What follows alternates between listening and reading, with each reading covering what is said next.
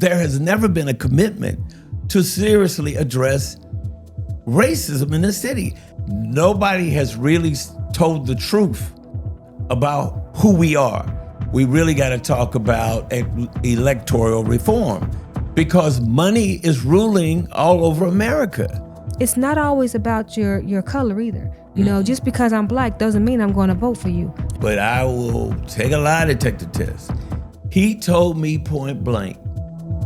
Welcome to the Nothing to See Here podcast, where we talk about the news they seem to lose, brought to you by the Charter Committee of Greater Cincinnati.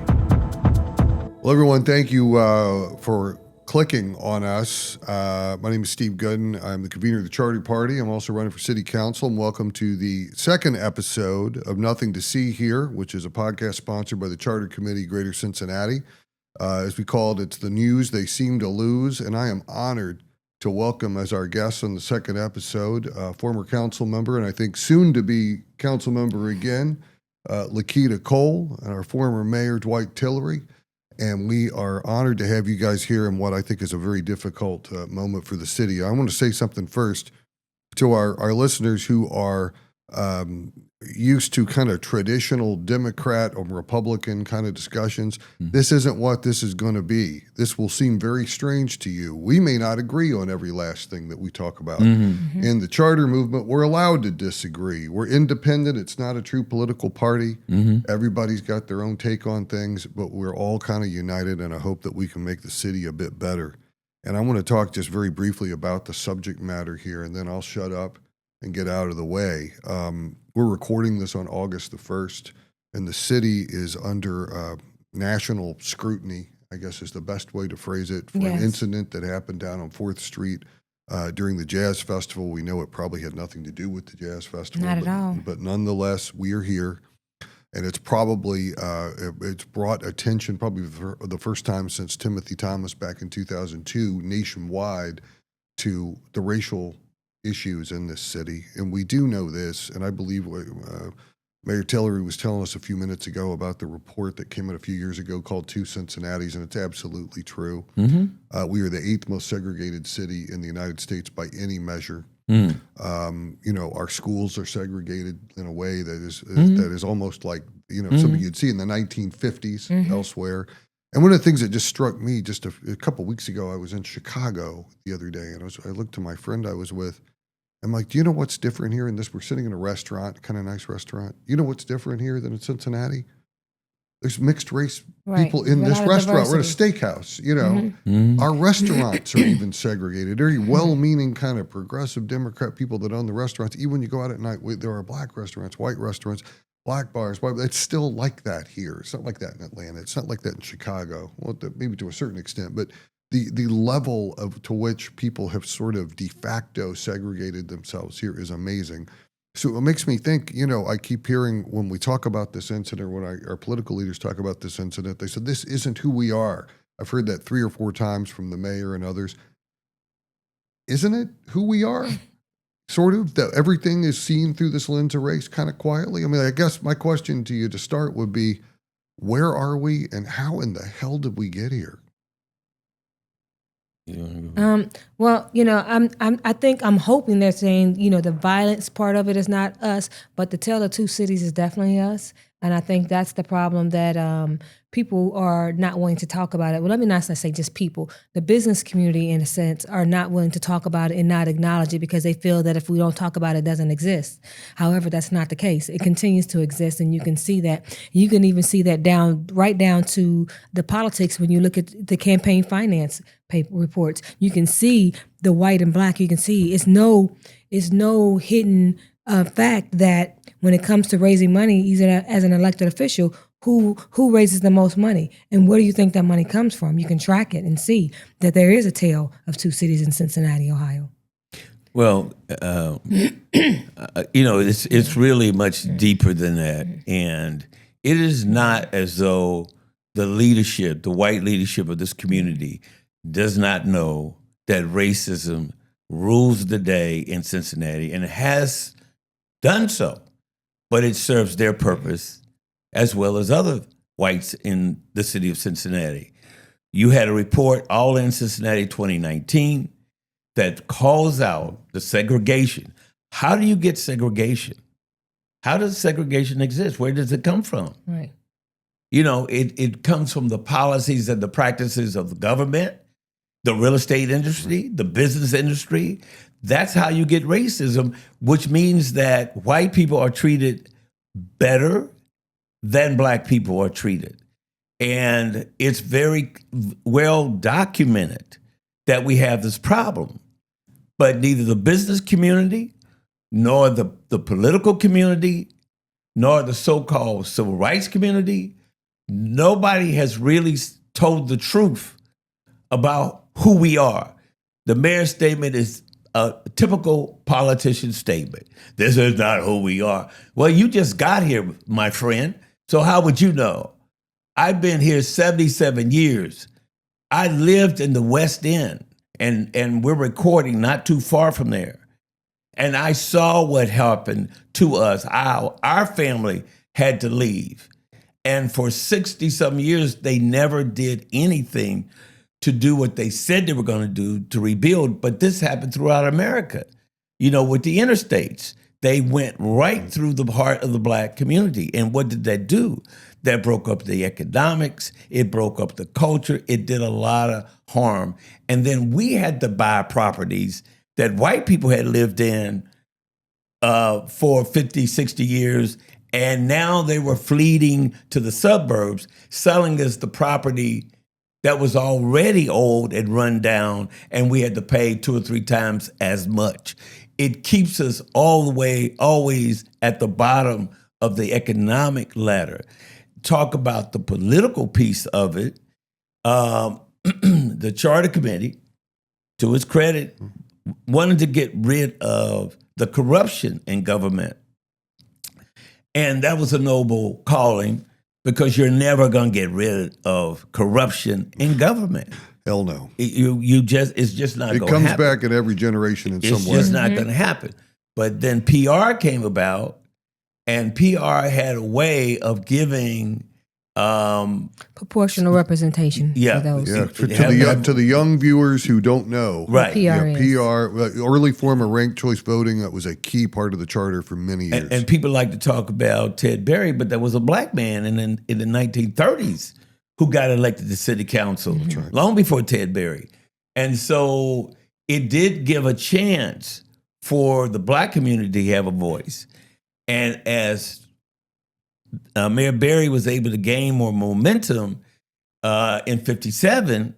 White folks said, hey, we better change the rules of the game. Right. And that's exactly what they did. They made a 9X system. And when Berry ran, and he was the only black, when he ran, he lost. That's right. And so I think the charter and other fair-minded white people said, this is not good. Well, if I could stop you there for just a second. I think what happened to Mayor Berry is one of the great wounds and great stains on the city that we are still living with, even though a lot of people, young people, don't know what happened. And I mean, and I'm going to just spend a moment to talk about that, not just because it was a charter issue. He was a charter candidate. But we did have a form of ranked choice voting from 1924 until 1958. Yes. And members of the business community, and at that time the Republican Party was very much part of this, saw that Berry was on track to be mayor under the ranked choice voting system. And they changed the whole system and got what we have right now. And I think it's one of the crucial things to remember first. So, I mean, there was a racial motive in getting rid of that form of PR ranked choice voting. And it has led to this scenario that we have now, where we're right back where we started in 1924. In 1924, it was an all-Republican city council, governed by Boss Cox and Rudy Heinicke. And now we're back to one-party rule on the other side, but it's still the same business interests involved. Well, before we jump through all of that, I want to say not just Ted Berry, when he was being very successful under PR. When I became mayor, and this is a piece that people don't look at, and I have all the newspaper clippings, It's like, how did he win? Oh, and then all of a sudden, I'm King Dwight. I'm this, I'm that. The local media, particularly the Enquirer, continued to play the race baiting with the greater Cincinnatians that, we got a black guy who's number one. Right. You were elected under the old system where it was the top vote getter before our current system. After it changed, then it went, at first council would pick. Right. And after that, then because Charlie Lucan would always be number one, he came in with a charter amendment, and I say he, the people, the Democrats, so that whoever finished number one would automatically be. So with my coming on, and before then, look at the blacks that were on council. Ken Blackwell, and then you had Tyrone Yates. Right. So we didn't, and we had a city that was about 30-some% black. Almost 40% at that time, yeah. But that's the impact that this at-large system had, because white people knew, the white political structure knew that it's tougher because you have to have money to win. So at the end of my tenure, and I can just show you, all the different pieces, the concern, this all of a sudden I'm king, I'm making everybody do everything. Well, it was just the opposite. And, I can talk more to you about some of the inside and the garbage that I think the people listen to this love the inside stuff. They're here for the inside stuff. Yeah. So, well, I don't want to get off track. Okay, but we can do it another time. We'll have you back. But there is, if you look at that time period, if you looked at the issues that I were moving forward and so forth, they had fear. They had fear, just like Obama. They had fear. And they came after me. They came after me. They came after me. They came after me. And then this is what we need to talk about. The current system that we have. Do you know where we got that system from? The business community, which historically has always been a Republican supporters. They belong to the Republican Party. And that's been written about in national papers, that the corporate community is very conservative and very, very business. And a lot of them have their offices here but don't live here. Yeah. So let me tell you. The neighborhoods are not a concern. Okay, now I want to lead you to this because this is important. Okay. So then I finished my term, even though they continued to have their comments about me, and John Williams, president, CEO of the Greater Cincinnati Business, they came in with an initiative to change to the system that we have. And let me tell you what John Williams said to me. He said to me exactly this. And I know, all due respect, he's deceased, but I will take a lie detector test. He told me point blank. He said the business community does not want to have to go to 5 members of city council to get what they want. Mm-hmm. We want to go to one person. Right. And that's why you got a mayor who's essentially not accountable to the people, but he's accountable to the business community. To the strong mayor. And it doesn't matter. Right. Mark Mallory was black. He was accountable to the business community. John Cranley and Abtab. They're accountable to the business community. That's who runs the show. But what does that do to the democracy? Well, it does horrible things to democracy, and it does even worse and more immediate things, I think, to the neighborhoods. Absolutely. Because that is what I think is brewing right now, whether it be the mess in the West End, which I'd like to talk about a little bit because I know you grew up there. There's a lot of controversy and a lot of interesting reforms coming out of the West End, particularly how they're suing HUD and so forth. But I think that's one of the many, and I hate the word disconnect. That's kind of a podcast word, but I don't know what other word to say it, where the neighborhoods feel like they don't really have a voice because you have these corporate interests, special interests, and everything happening. That's one of the weird things about this Hyde Park Square development thing, which, again, I don't know if that building's too high or too small or right or wrong, but I think the issue is that is a very affluent, majority white neighborhood that got a taste of what the other neighborhoods have been getting all along. Yeah, like, wait a minute. Like, they don't really care about what we say if a developer wants to come in. And I think that's part, like what you're talking about, Mr. Mayor, is a key about where we are right now.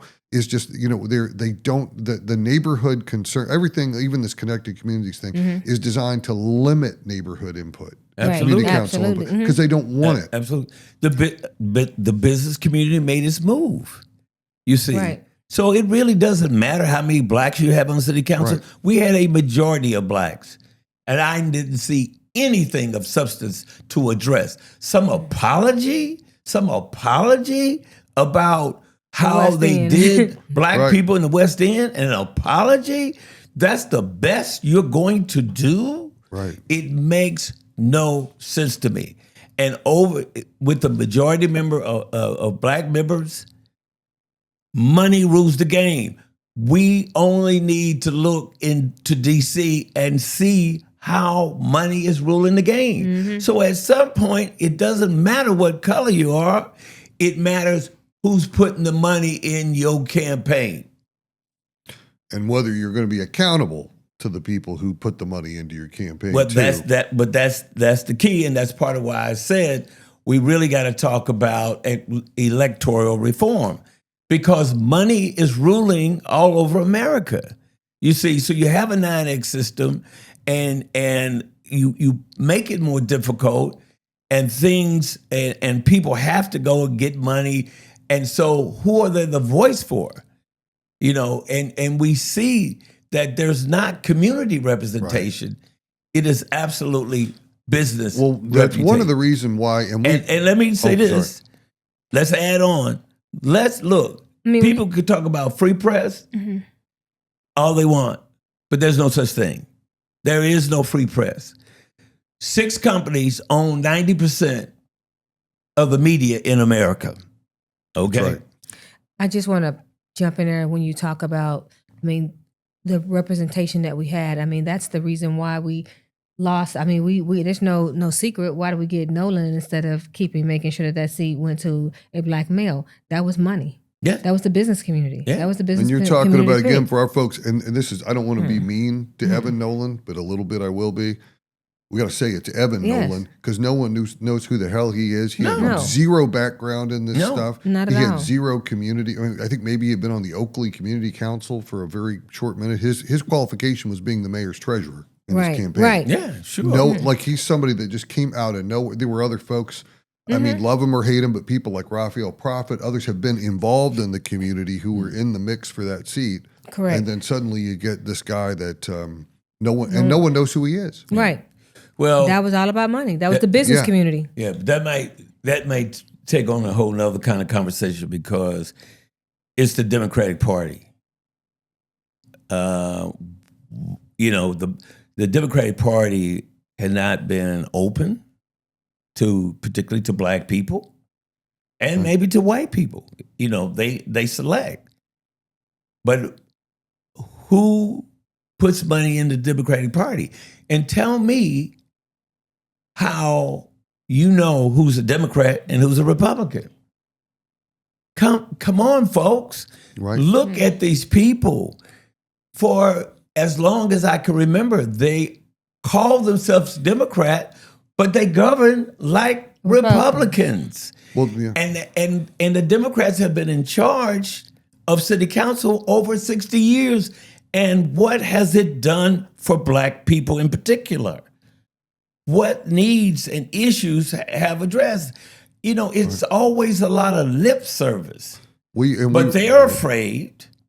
They're afraid to tell the truth and speak up because they won't get elected again. Well, that goes back to the electoral reform. Well, I think there's two parts of it. There you go. I mean, well, number one, like the common sense part is this in my mind. Mm-hmm. It's just a lack of backbone.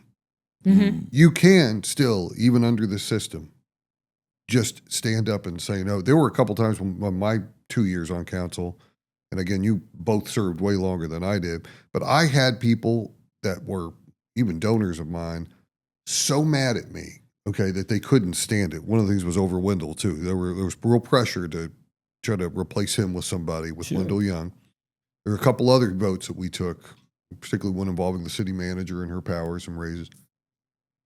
And you have to get up at some point, decide what kind of person you want to be and whether you would rather only be there for a little while and have a little self-respect or not. So that's one issue. The second issue in my mind is, you know, now PR is called ranked choice voting. It is coming back in a lot of cities.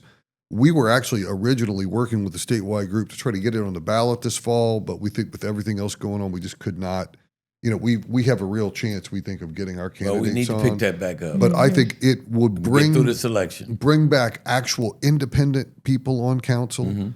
And one of the things that just drove me crazy when we're talking about the press, I was listening to a podcast the other day, trying to figure out how to do this, with Beryl Love, the Inquirer's editor, and Aftab, our mayor. And Beryl Love, the Inquirer's editor, congratulated Aftab as he said, I love that the lack of drama with this council. Drama. And I thought, drama? That what you're talking about is the lack of democracy and debate and pushback. And they're conversation, celebrating the way they're stage managing this stuff. Well, that's not new. Rubber stamping. That's not new. And that's a little bit of dog whistling. Yeah. That's like, be sure to keep those Negroes in their place. Don't let them have any say. And I've seen Burl in action with Jesse Jackson, and he insulted Jesse Jackson, a national political leader. This man Burl insulted him. When was it? When Jesse came to town about Kroger's and the lack and them moving out of black neighborhoods. I saw it. I was there. I was sitting right there. Wow. So you got to understand, he works for a corporation. There is an agenda. What black people need to wake up is white folks have already planned what 2050 is going to be. But they're not going to be transparent. And in addition to the system, and we could spend a lot of time on that, but we have to have competition among all of the candidates, especially the black candidates. Because if the inside white people pick the black candidates that they want, who are they going to go along with? Right. You see? Right. So they had problems with me because I had a big meeting in 1996 about the problem with the Democratic Party. It was probably 98. No, it was about 96, I think. It wasn't towards the end. And the next day they inquired because they always want to make me the bad guy. You know, I'm a black guy. You know, I'm the black guy with the ski cap on. You know, rabble rouser. You know what I'm saying. But I'm there asking and working towards justice for particularly black people. My vote in the black community surpassed anybody. And you think that I'm not going to be a voice for them? And you're going to make me look like I'm a problem because of that? This is garbage. This is oppression that black people have to deal with for so long, you see. And so there has never been a commitment to seriously address racism in the city. And what we saw in the late 50s We got a new urban renewal going on in the city of Cincinnati, gentrification. And this mayor has continued to lead the charge, pushing Black people out. Mm-hmm. We have been in Evanston and Walnut Hills and Evanston and Madisonville for over 50 years. Where was the money? Where was the investment? And all of a sudden, here it comes. But it's coming to push poor and struggling people out and bringing wealthy people in. I talked with one of the council members and I said, hey, you got to realize that tax abatement does not help Black people. Right. Because they don't have the money to borrow. Right. And it the problems matter. with the banks. They're already struggling. If you look at the data and you see what is happening to Black people in the city, which everybody else around the country can see, and I'm not saying we're the only city, because poverty absolutely hits Black people and white people who are poor and others. So, at the end of what I'm seeing with Trump and all of what he's been able to do, it's a money game. Mm-hmm. So we got to create a system where it's no longer a money game. That your idea, which was me, I got into politics to do something particularly for the Black community. I didn't get in it to make money. Right. We got a lot of politicians, a lot of white politicians who are in it to make money. Well, the number of people who serve in Congress who go in with got modest assets, and leave millionaires, and nobody can really explain why. Mm. It is a very strange and weird time we're living in. We've lived in times like this before, but it's like, and that's also part of just, I think, kind of the culture right now when it celebrates wealth. I mean, people like Elon Musk are held up to be, just because they're wealthy, and Jeff Bezos and these people, they're like household names now just because they're wealthy, not because of any other accomplishments that they've really done. And I think that's a weird time. But let's, let's talk a little bit about, if you're comfortable, about city leadership and what they could do. Because I wanted to, the one thing that's always bothered me, if we're trying to talk frankly about race, is that, I've lived all over the city. Okay, I have a sense of, and I know a lot of different people. I grew up differently than a lot of the people at City Hall. I have a little, and it's not in my bones. Like, I don't know it the way you know it. Okay, Mm-hmm. I'm not pretending to, but I perceive this to be an extremely segregated city. I know that a lot of the people I work with in my law practice in the business community do not.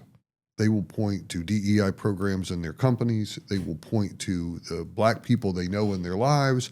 And say, well, it's really not that bad.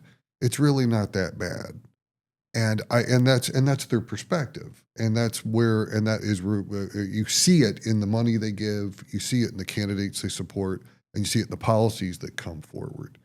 How do you reach people who are sitting down on 4th Street and 5th Street in the big offices, and who are actually writing the checks to these candidates and getting involved, who are sitting in the chamber committees, who are endorsing candidates? How do you reach them and say, like, look, what your perception is not the lived reality of a lot of people in the city? Well, let me just say this. All the pollings I've seen, most whites in America do not feel they have a racist bone in their body. The opposite of that poll with Black people, they think they do. Right. After all of these years, this is still where we are. But for Black people, it's about political power. It's about political power. And it is not necessarily through the Democratic Party. Power speaks. The language that Black, white, brown, green, Chinese, colored, whatever, people understand power when you have that ability to have a impact.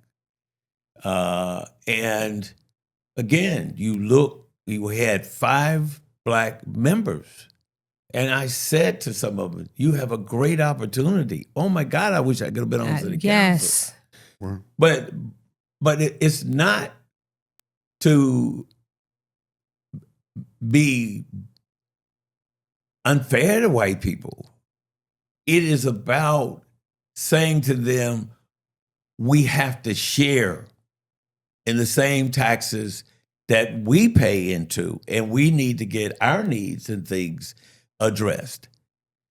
Because we see on the national scale that white people are saying, well, we're discriminated against. We're being discriminated. Our jobs have been taken. Right. The whole script now has flipped, you see. But it really, so people are dealing with different life experiences and where they come from. And so I don't think churches, religion, or anything is going to get to the hearts of people. I think what gets to people is power. And I'm going to take you back when I was a college student on UC campus, and Stokely Carmichael, who was a very powerful leader, head of SNCC, Student Nonviolent Coordinating Committee. Right. He said at a rally in Mississippi, Black Power. And I found it so interesting, first of all, what he really meant. Because slaves have what? No power. No power.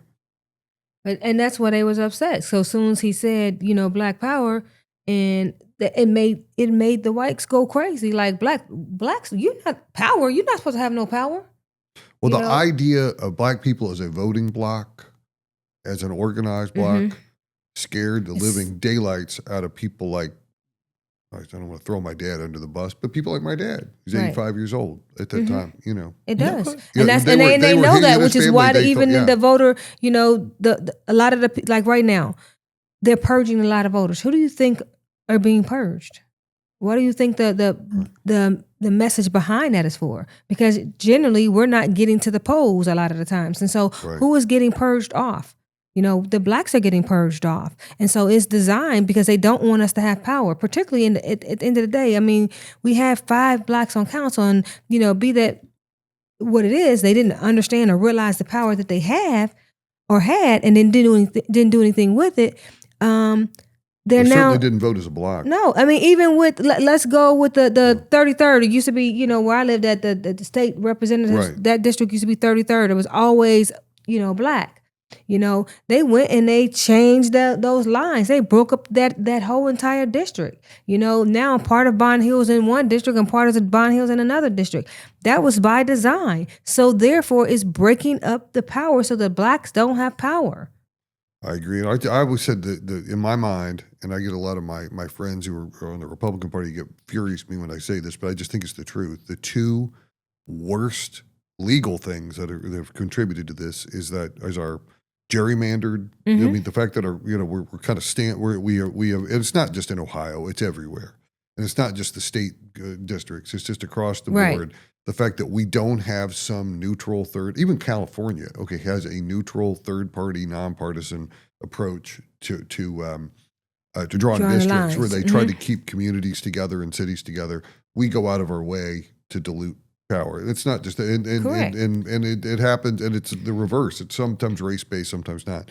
The second thing that I think is absolute madness is a Citizens United decision that basically allows billionaires just to throw money, with basically the Supreme Court said that you have a First Amendment right to spend whatever money you want to outside of the campaign finance laws at all. So those of us who are trying to play by the rules in a municipal election, we're raising $1,100 as a maximum. But if someone wants to form a 501c4 and a CEO here locally could put $100 million in it and totally change the election. Now, hopefully that won't happen, but the Supreme Court has opened the door to that, and we see that in these congressional races. We see that in the state house races. That's what the whole Larry Householder scandal was about. Citizens United money coming in, dark money. So between those two things, those have to be those are fundamental things in my mind that have made people cynical. You feel like you can't, no matter what you're going to do, that you could just you're going to run up against money. And a lot of the dark money, it isn't as obvious as people think. It's these negative, the dark money is typically spent, particularly in congressional and legislative races, in state house races, on negative ads, smearing people. it's the citizen, Americans for Prosperity or some group you never heard of. That's some billionaire's money Right. funneled through a 501c4 nonprofit, blasting ads to achieve a political goal. And it's just bad for democracy to let that kind of money in. That's my personal opinion. Well, I think also, we're at such a very different time period. It doesn't matter whether you're Republican or Democrat.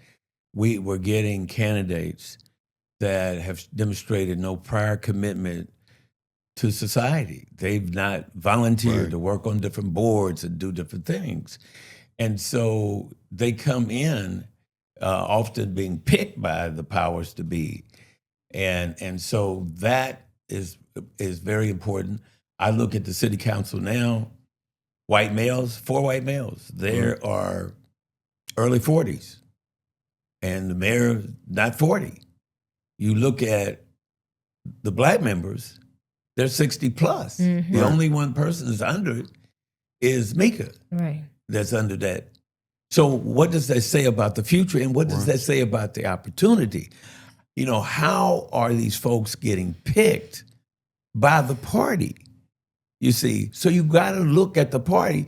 Now, let me just say straight, I've been a Democrat longer than anybody that I know of, pretty much. There ain't too many folks who are Democrats that have lived longer than I have.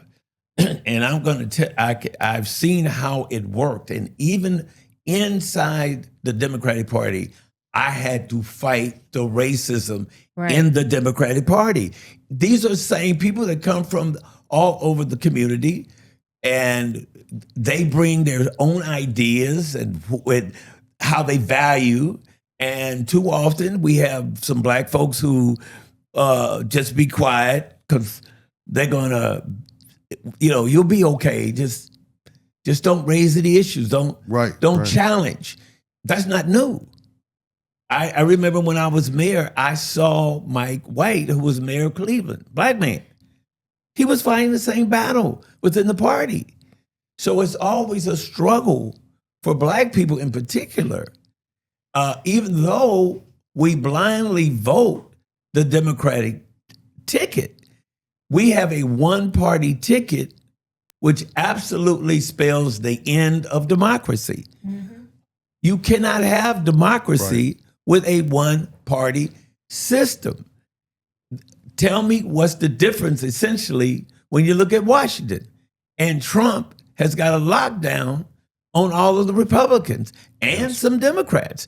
There are a lot of Democrats, and I watched Senator Cory Booker furious, saying they were Democrats who were complicit with the Republicans in passing this bill. The big beautiful bill. To keep the government funded recently. But some people say it's the same people, just different sides of the coin. Right. White folks are running Democrats and white people are running Republicans. That is really the reality. It really is. And so I have said and tried to say, hey, black folks need to form their own committee so that they can have impact. But when you're just swept in a group or a whole bunch of folks, how can you really get the party to focus on your concerns? I thought it was absolutely amazing. When AbTab brought all of the Democratic Party, all the Dems, black, white, whatever, to support the railroad. I was just stunned by it all, in spite of the fact that he did not invite me, but I was okay with it. I didn't understand why, because I met with him twice, and I told him that I felt that I could not support him because I didn't want to get in the same situation that I had with Cranley. I supported Cranley, and it came back to bite me, and absolutely unfairly. So I just didn't. But here's what I'm saying. Given all of the issues that we have in our community, you talk about violence, you talk about housing, you talk about financial inequity, When has the Democratic Party come together and Made make a statement. clear Right. statements against it and say, here's what we're going to do about it? I'm gonna say this: when I was in the room when they were doing their endorsements, I'm looking around the room and I was shocked by the complexion of that room. It was less black. It was more whites. It was not, it was not a mix as you would have thought it was going to be. I think that's also the reason why when it came up about Nolan, the party had nothing to say about it. Like nothing. They were silent You're on this not topic. suggesting they've hand-selected their precinct executives to vote a certain way, are you? Well, I'm kidding. Of course they have. Yep. Of course they have. Of course they have. I mean, it's funny that you say that because I remember back in the day when we organized and we got the precinct executives. I mean, when we organized Ward 7, which is the Bond Hill, we organized, and that was one of the largest black voting blocks. You want to talk about the party was scared? They were scared. And then I don't understand, why would you be scared that we're organizing precinct executive? You should have been happy that we're organizing. We're actually doing your job, but we organized and made sure that people who were interested that were black, because you can't just pick, because if they're empty, the party can just fill them in with that, whoever they want to. So we want to make sure that all the precinct executives, that the people live in that community. And they were scared. Why would you be scared about the people who live in that community being organized to be precinct executives? Because it was going to change the complexion of that party. And I think also what's important is, their platform. What's their platform? What are they really wedded to? What are they committed to? And if black voting bloc, which I know is critical for the election, that voting bloc, those people who vote down the ticket, made Roxanne mayor, David Mann, and so forth. Right. Because the black folks would vote straight down the ticket. But if you looked at the other side of it, how white people vote, one black out of their top 9. Right. And in the year I was the one top black, because the Inquirer said, oh, he got votes all over the city and all this or that. No. Of the top 9, I ran 8th in the white community and number 1 in the black community. And that's the power of the black vote. We don't understand that, you see.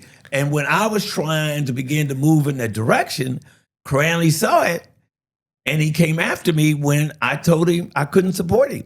That is true. I ran number 1 in the black community. Did not run as high in the white community, and I got number 3. Right. I came in 3rd place because I ran number 1 in the black community. And the other communities, and some of the white communities, I wouldn't even have been on council. Right. But right. I ran top number 1 in the black community, and I was there. I got 3rd. And I remember things- somebody coming up to right. me and saying to me, because I didn't raise as much, and they were shocked. Well, how did you beat so and so? Because they couldn't believe that I was able to beat this white candidate. Like how did I do that? And at that point is we had organized, particularly and let trying to organize and have the black community understand the power of their vote. I want to go back just real quick to the black community always being beholden to a party that has not been beholden to them.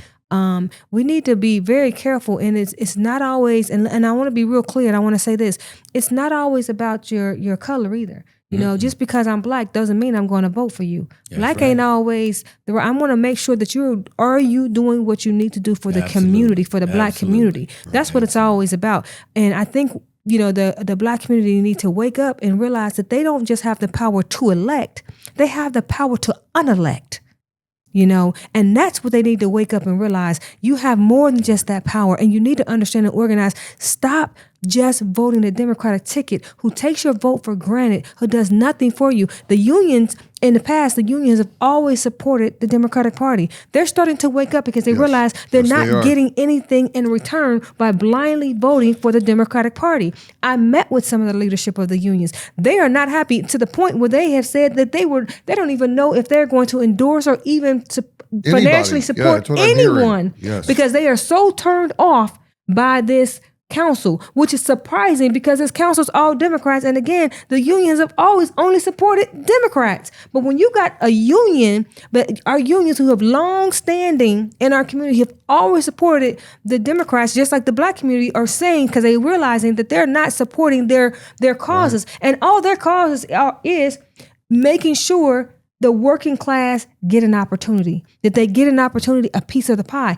as a, you know what I mean? And it's not just going to people who don't live outside of the city. They want to make sure that they have fair wages. What's the problem with making sure that there's fair wages? Making sure that there's safety standards. Those are the things that just should become automatically, but that's not the case.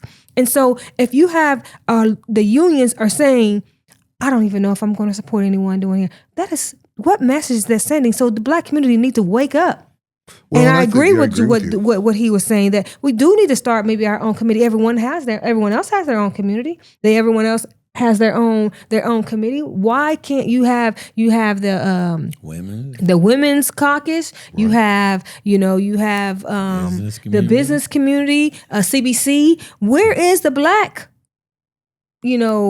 caucus at? Well, this man had the Black agenda for a while there. That was the way he branded it. And they was waking up when it had the Black agenda, and that year and those years is the first time I've seen people get unelected. Because in the past, city council was all about name recognition. It was all about it's a continual thing of that name recognition. And so anyone, if you've been there, you're going to continue to stay there. But when he had the Black agenda, it woke people up.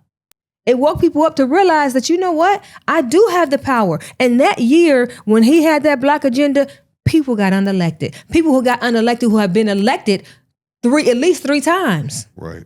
Going into their fourth term. So who gets unelected your fourth term? It's unheard of. So it woke people up, and we need, and it's sad that we kind of fell back to sleep. We need to wake back up.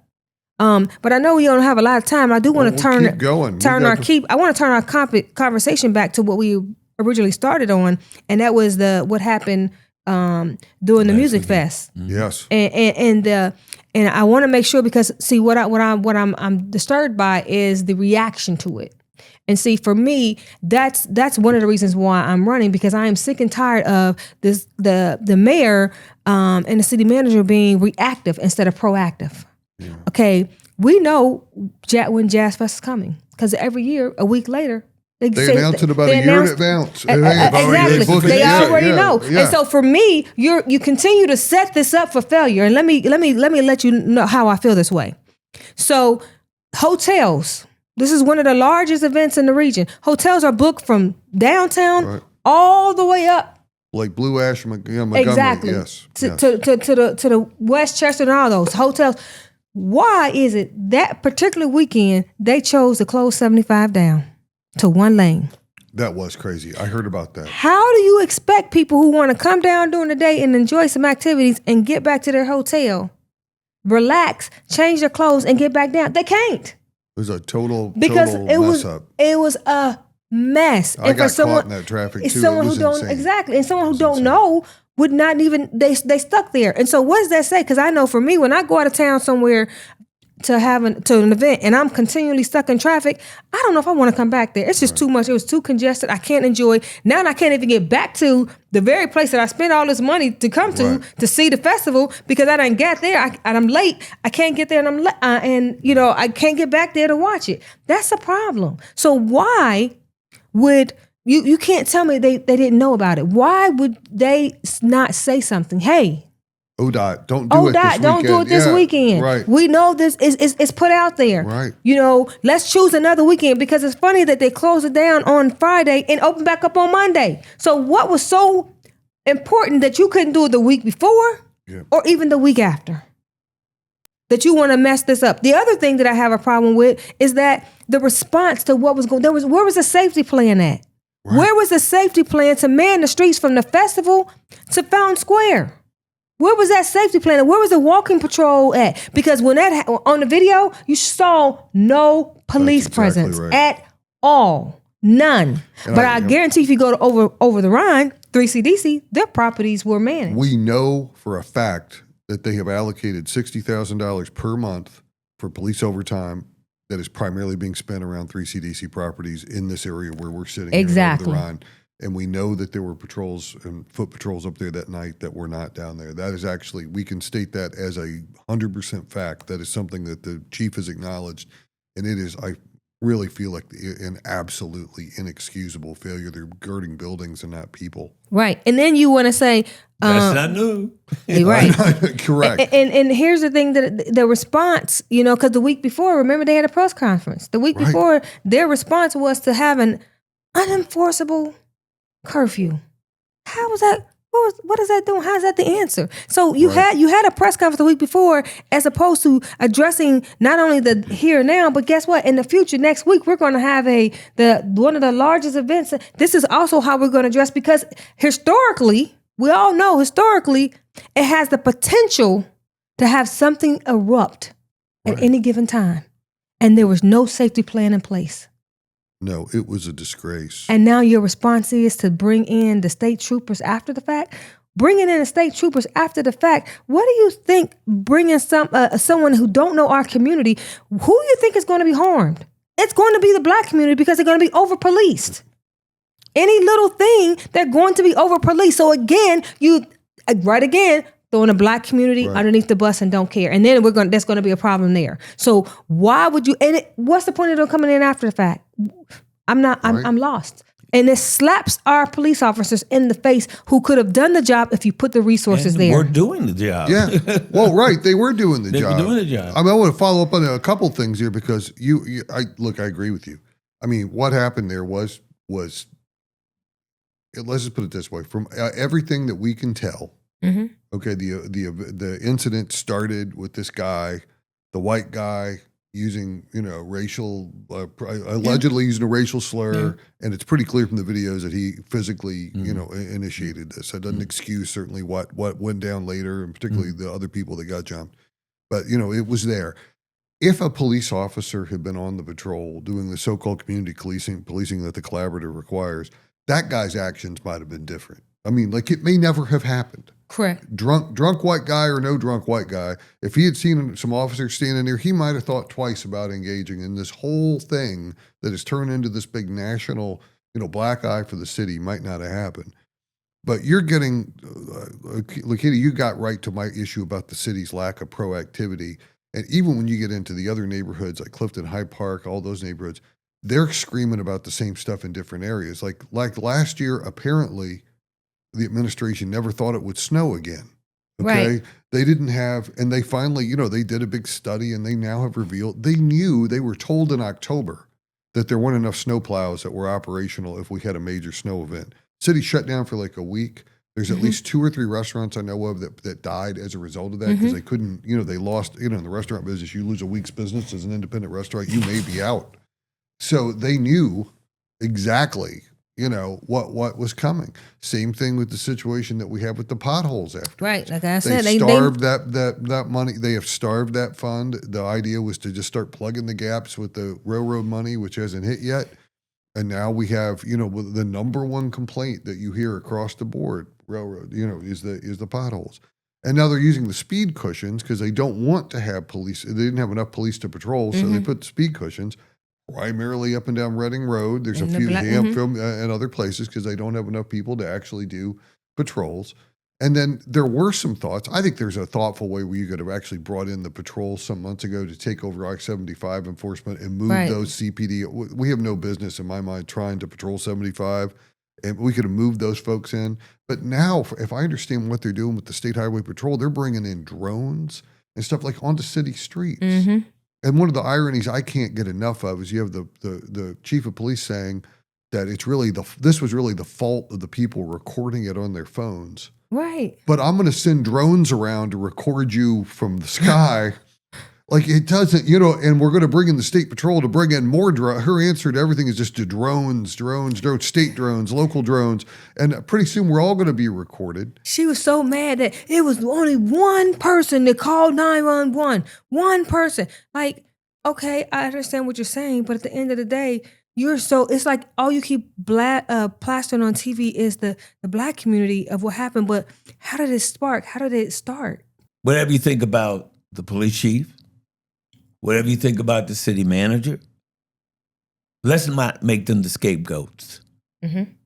The mayor is the head. When I was the head, they blamed me if the sun didn't rise.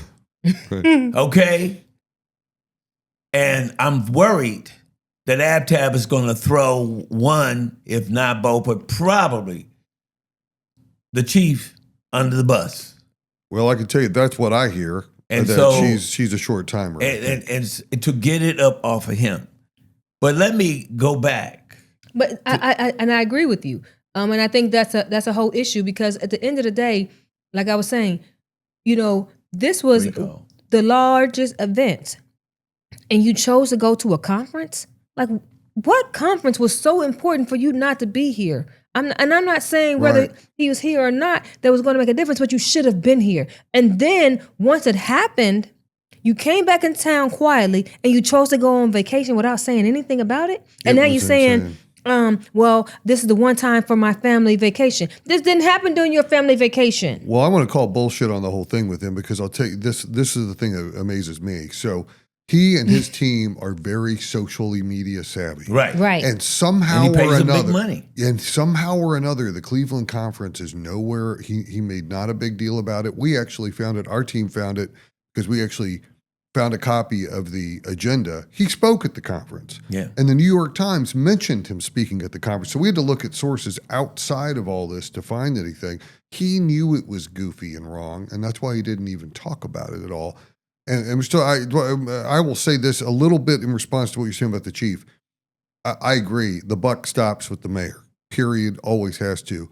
But one of the things that makes me so sad about where we are and how I feel like the charter system has been perverted, the chief and the city manager are supposed to be independent civil servants standing up to the elected officials saying, hey, we need better staffing for this week. It should have been the chief and the city manager going to the mayor and council saying, hey, Jazz Fest is coming up, okay? We need some overtime down here. Okay, we need this, we need XYZ, we need whatever we need. Instead, they're up there providing political cover for the elected officials. They sound like politicians themselves. Under the charter, they're the ones who are supposed to be saying, here's what we need for the neighborhoods, here's what we need for the community. There's supposed to be some pushback, and they're not doing that. And that's a weird thing. But I'm telling you, it is about the current structure Exactly. of our government. And let me explain to you, the mayor makes a recommendation to the council to hire the city manager. That's right. But only the mayor can make the recommendation to fire the city Exactly. manager. So he's telling them what the hell to do, and what choice do they have? I agree Because with they that. can't go to the council and get cover and say, hey, we asked, we this. He has absolutely control over the administration. And that needs It's to change. just like Donald agree. Trump. I agree. He's like Donald Trump. And we also need to have agree. some mechanism of a recall. Absolutely. Well, that's got it. Well, we got to have changes, and definitely a recall. And let me just say this, and I've read a lot, and this is historical. You can't be a city as segregated as Cincinnati and have a downtown that's truly welcoming to Black people. Right. Right. It's written about. You could go on AI and it will tell you that Black people are not welcome downtown. And they don't feel welcome downtown. And so when you get this large group, now watch this. They ain't happy about it. And this is not new. I was on council when we had issues when Roxanne was overseas, and I took charge and got the leadership of the Black community together because of the traffic and the stuff. Because you're going to always have that with big groups. Taste of Cincinnati, you've got all these big groups. You got tailgating. You always got stuff. But that's tolerated. When Black people come down in large numbers, we got problems, because you really shouldn't be down here. And we don't build things for you to really enjoy. Simple example. You find a place that white people are patronizing. When black people start going there, give it a year, and the white people are no longer coming there. They're going elsewhere, and it becomes a black institution or a restaurant or whatever. That's how it works. I've lived long enough here to see it for what it is. That is true. So I'm saying, true. put this in context of what's going on. And so, but what the media is doing, what the business community is doing, and others is trying to justify why we don't really need that event. You keep talking about the economics. They want the money, but they don't want us. Right. But I'm going back to what you were saying about like the bar called Baru, right? Downtown. Yeah. So generally any other day it's catered towards the white community. Right. No noise complaint, no anything. He has one day on Saturday where he allows the promoters who are black to be there. He got all these complaints. Noise complaints and all kind of, he couldn't understand it. So when the police came down there and told him he had his complaints and all that, he said, oh, you getting complaints about noise? He said, well, I don't understand because the music is at the same decimal as any other day. He said, the police officer says to him, well, you know, when you got these type of people, and he didn't expect the owner to come back, these type of people, well, what do you mean? He started backpedaling at that point. Because he didn't expect that owner, that white male owner, to push back on him. He thought the white man owner was just going, oh, yeah, I know what you mean. He did not. He said, what do you mean? So he pushed back. But I just thought it was ironic that you get complaints on that Saturday, but you've never got complaints. You don't get complaints any other time when the music is at the same decimal. Yeah, you know, it's funny. I'm very much aware of that situation. I've heard all about that, and that was it is an interesting kind of situation. I mean, that nightclub has been operating there now for several years and have never had any issues. Nope. It's always handled differently. And they still don't have any so much. It's just the complainents. I know about it because I got a credit card bill from my 20-year-old daughter who was running around down there, and she's underage. She shouldn't have been in there, so I had to deal with that. So I'm very aware of Baru. So it's true. It's a true story. But what are you doing there? Like 1:30 in the morning. Anyway. But also watch it's a parenting issue. But also watch the language. Yeah. That's being used to describe this system. Right. I've seen this black guy, Kyle was his name, call it a mob. Right. Oh, I've seen that. Watch the language. Well, and the thing that, and very different when white people have their issues. well, and I'll just say this, and we talked about this before we started recording, is, and again, I don't want to get off too much into this national stuff, but one of the things that's so distressing to me about just thinking about what's going to happen with the city. These folks, these national people are having their fun at Cincinnati's expense. Right. The federal people, whatever, they're getting their clicks on social media. They're saying all this nasty stuff about the city. But there's two parts. We have to live here when they move on. Right. Okay, we're still here. And the stuff that it encourages, how many times have you seen the word animals? Right. Used? It opens the door to that Trump agenda, and we have to be careful. And that's the problem that I also have is the response that has been going on opens that door to this Trump agenda and allows, and people thinking it's okay. Yeah. So we, and I know we're running out of time, and I know we have to wrap up, and maybe that's a topic for another time, but we need to open our eyes up and realize what is going on and what is going to happen after this. Like you said, the national media turns off. What type of agenda has been set for our communities now? Well, let me also say that the famous Speaker of the House, Tip O'Neill, decades ago said all politics is local. That's right. So we can talk about Washington all we want. It's happening here, folks. Privatization started here 20-some years ago. Port Authority, 3CDC. They want to sell the waterworks. This is what Republicans stand for, and we got a council that I can't tell the difference between who's a Republican Party, who's a Democratic Party. And for as far as the Republicans and the money people, they don't care. All they want to do is get what they want. And we need to recognize and wake up to that. And ladies and gentlemen, that felt like, Mr. Tillery's an excellent lawyer, that felt like a closing argument. And on that, I think we're going to wrap it up for this week. Yeah. Mr. Mayor, Yeah. council member to be, we hope. Thank you very much for taking time out of your day. We'll definitely be doing this again. Yeah. Thanks for having us. Well, Steve, I just want to say to you, I really get beyond this party stuff. And if you watch a lot of the national stuff, you'll see it. It really is about the person. Mm-hmm. It's We hope about so. the person. And so, I have come to have a lot of respect for you. And I'm going to have them cut this out so it doesn't hurt you. And I appreciate Thank you. your leadership. Oh, well, thank you. And we all grow, as we learn. Well, I won't say we all grow. Some people just don't grow.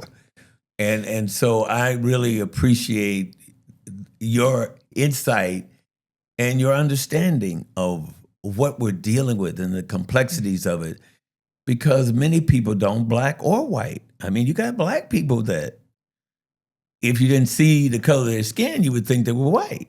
Mm-hmm. So we do have a big challenge, but what we need is a fearless leadership. We need a fearless mayor and council to take on the fundamental sins of this city and this nation, and that's racism, so that we all can live and prosper in this country. And that's what I want to see. Well, I look forward to working on council with you. But we'll see about me. But I So, think you're yes. you're on your way. You're on your way. So All thank right. you. Thank you. And on that, thank you all. Thank you for watching Nothing to See Here, where we talk about the news they seem to lose. It's vitally important that we get the word out about what's really going on in the streets of Cincinnati. So if you liked this podcast, please repost it, text it, tweet it, do whatever you do. Send it to your grandmother, send it to your ex-girlfriend, send it to your ex-wife.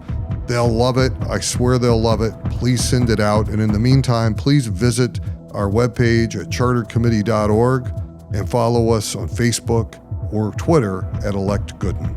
Thank you.